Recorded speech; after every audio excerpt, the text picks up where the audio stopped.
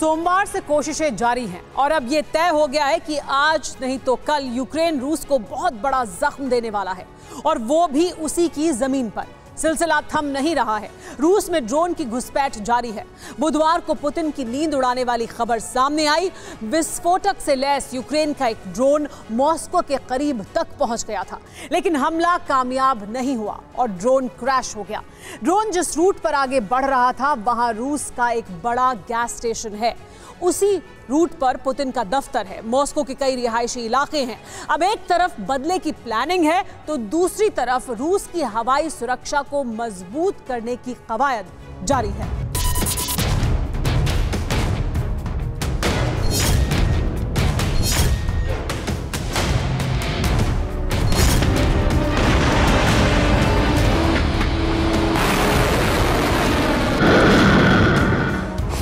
ऐसे जोरदार धमाके तो नहीं हुए, लेकिन ब्लास्ट की ऐसी आशंकाओं से पुतिन की धड़कनें जरूर तेज हैं।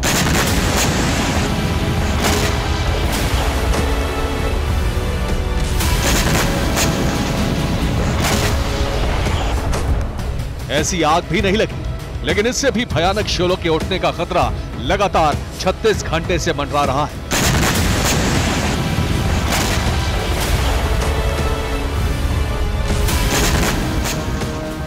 जमीन पर पड़े ड्रोन के ये मलबे सबूत हैं कि रूस की जमीन कभी भी आसमान से आने वाले आत्मघाती मशीनी परिंदों से दहल सकती है।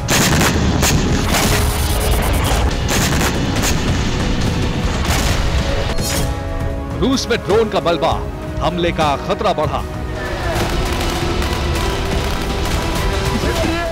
रूस अब तक हमले को कामयाब नहीं बता रहा, लेकिन इतना तो तय हो गया है कि युद्ध की शुरुआत के साथ रूस ने अपनी सीमा के भीतर अभेद्य कवच बनाने का जो दावा किया था वो नाकाम साबित हुआ है।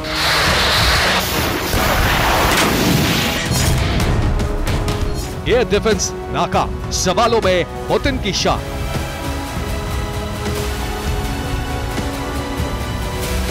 जिस देश के पास S-400, S-300 और कई एयर डिफेंस सिस्टम हैं, वहां लगातार ड्रोन की एंट्री रूस के दावों की पोल खोल रही है।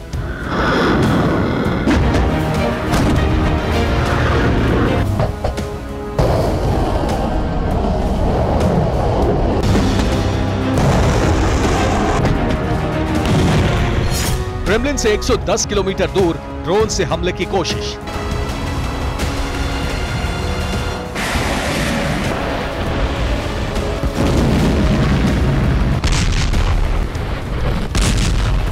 रूस की जमीन को थर्राने में सक्षम एक ड्रोन मॉस्को के बिल्कुल करीब तक पहुंच चुका था। टारगेट एक ऐसा गैस प्लांट हो सकता था जिसमें आग लगती तो रूस को बहुत नुकसान होता, लेकिन ड्रोन क्रैश हो गया और जमीन पर गिर गया।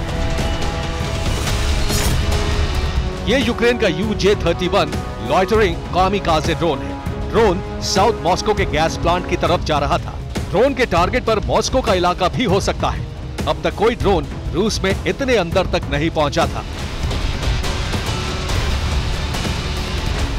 रूस के लिए सबसे चिंता की बात है कि मॉस्को के करीब तक पहुंचने के बावजूद ड्रोन को किसी एयर डिफेंस ने नहीं गिराया। आशंका है कि ड्रोन बेहद नीचे उड़ रहा था और किसी पेड़ से टकराकर नीचे गिर गया।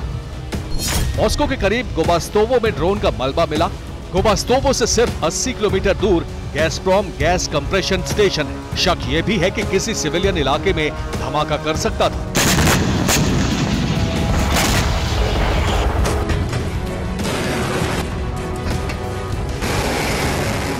मॉस्को में S-400 एयर डिफेंस तैनात है।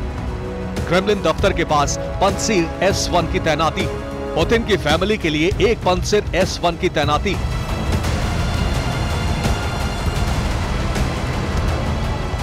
पुतिन की बेचैनी इसलिए बढ़ गई है क्योंकि यूक्रेन की तरफ से लगातार ड्रोन भेजे जाने का दावा किया जा रहा है।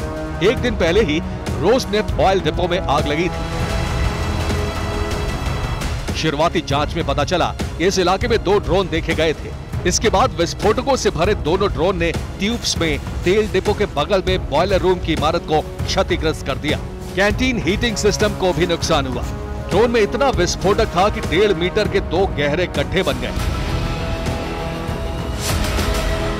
सोमवार रात रूस के बेलगोरोद में ड्रोन से हमले की कोशिश हुई। उसके बाद मंगलवार को सेंट पीटर्सबर्ग में आसमान में अज्ञात चीज दिखने से दहशत मची। पुलकोवो एयरपोर्ट को बंद करना पड़ा। फिर ट्यूपस में ड्रोन का हमला हुआ, आग लगी और अब मॉस्को के बेहद करीब ड्रोन का मलबा मिला है।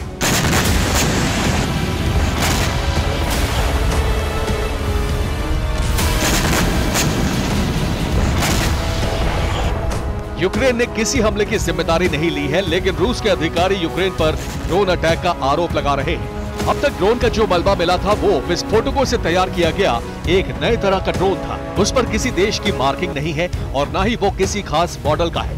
लेकिन मॉस्को के करीब गुबास्तोवो में जो ड्रोन मिला वो यूक्रेन का ही है। यूक्रेन के इस ड्रोन का नाम UJ-22 बम है।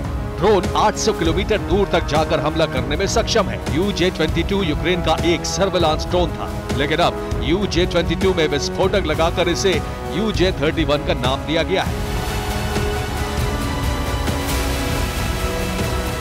रूस जिसे UJ-22 बता रहा है, असल में वो यूक्रेन का UJ-31 है, जिसे युद्ध काल में ही डेवलप किया गया है। कुछ खास रिपोर्ट्स में खुलासा किया गया है कि ब्रिटेन से मिले खास विस्फोटक की मदद से इसे कामिकाज़े ड्रोन के तौर पर डेवलप किया गया है।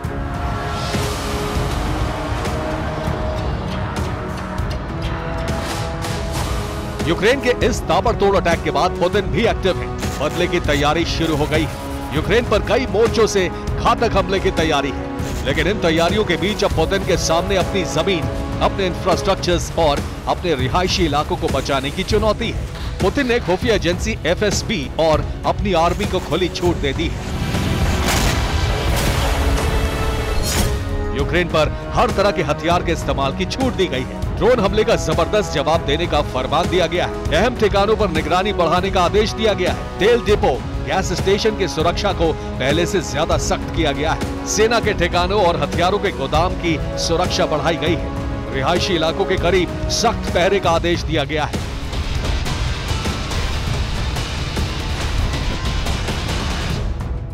रूस के एयर डिफेंस को अब और मजबूत किया गया है। अब तक रूस की वायुसेना को सिर्फ यूक्रेन के अलग अलग इलाकों में हमले का आदेश मिल रहा था, लेकिन अब वायुसेना को देश की सुरक्षा की जिम्मेदारी भी सौंपी गई है। रूस के हर एयरबेस पर फाइटर जेट्स को कभी भी अटैक के लिए तैयार रहने को कहा गया है। यूक्रेन की सीमा के करीब एयर पेट्रोलिंग शुरू कर दी गई है। तमाम रेडार को एक्टिव किया गया है और 24 घंटे आसमान की निगरानी शुरू हो गई है। इस बात की जांच भी की जा रही है कि आखिर यूक्रेन से आ रहे ड्रोन एयर डिफेंस और रेडार से बचकर आगे कैसे निकल रहे हैं। फिलहाल इसकी बड़ी वजह इन ड्रोन का बेहद नीचे उड़ान भरना माना जा रहा है। अब एंटी एयरक्राफ्ट गन की तैनाती भी रूस के अहम ठिकानों पर की जा रही है ताकि ड्रोन को गिराया जा सके। यूक्रेन का अगला टारगेट क्या है ये कोई नहीं जानता, लेकिन रूस ने बदले की तैयारी जरूर शुरू कर दी है। यूक्रेन के कई इलाकों को हाई अलर्ट पर रखा गया है।